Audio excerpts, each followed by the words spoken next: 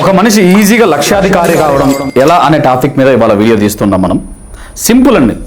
మనకు వచ్చే income, salary అయినా సరే, బిజినెస్లో అయినా సరే, ఎక్కడైనా సరే మనకు అమౌంట్ వస్తూ ఉంటుంది. దాన్ని ఇప్పుడు ఎవ్రీ మంత్ మనం అంతా ఖర్చు పెట్టకుండా మీకు ఎంత వీలైతే అంత, ఒక 5,000 10,000 మనకు ఎంత బడ్జెట్ వీలైతే అంత అమౌంట్ పక్కన తీసి అదే మంత్ మనం చేయాల్సిన పని ఏంటంటే గోల్డ్, ఏదైతే గోల్డ్ ఉంటుందో మనం ఆర్నమెంట్స్ కొంటాం చాలామంది. అది కాకుండా 1 గ్రామ్ అయితేనేమి, 2 గ్రామ్స్ అయితేనేమి, 5 గ్రామ్స్ అయితేనేమి, ఇలా గోల్డ్ పర్చేస్ చేస్తూ ఉన్నాం అనుకోండి.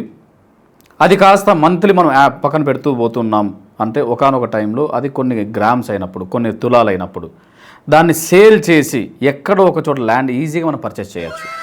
పర్చేస్ చేశాక కొద్ది రోజులు, కొన్ని సంవత్సరాలు, ఒక 1 or 2 years వెయిట్ చేశామంటే ఒకసారి ఆలోచన చేయండి, మనం గోల్డ్ ఎవ్రీ ఇయర్ పెరుగుతూనే ఉంది. ఈవెన్ నేను కూడా అండి, నాకు అలా అప్పుడప్పుడు కొంచెం మిగిలిన అమౌంట్తో నేను గోల్డ్ పర్చేస్ చేసేవాడిని. నేను 40,000 45,000 ఇలా ఆ ప్రైస్తో పర్చేస్ చేశాను.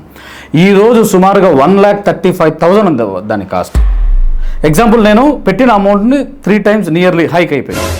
ఈ అమౌంట్తో ఎక్కడో ఒక చోట ల్యాండ్ అయితే పర్చేస్ చేయొచ్చు. మళ్ళీ ఒక 2 years వెయిట్ చేశానంటే అయిపోద్ది.